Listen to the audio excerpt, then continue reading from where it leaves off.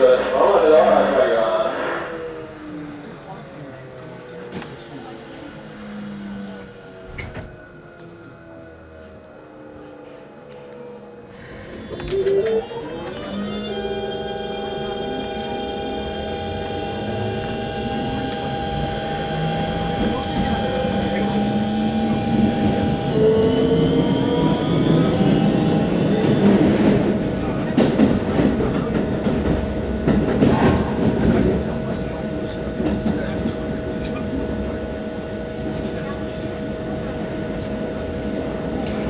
次は千岳寺です。この電車は次の千岳寺止まりです。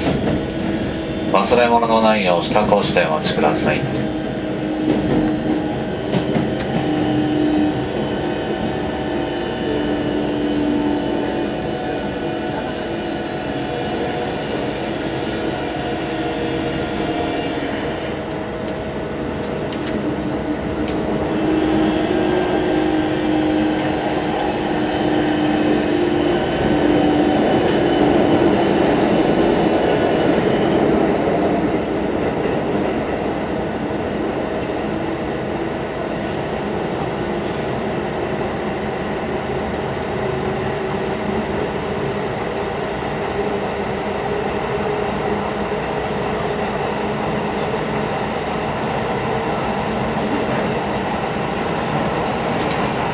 千岳寺です。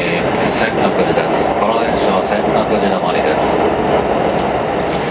日本橋浅草方面でのお客様、右側3番線から桜井駅をご利用ください。五反田西馬込方面は2番線に乗り換えです。ご乗車ありがとうございました。忘れ物のないよう今一度お確かめください。出口は右側です。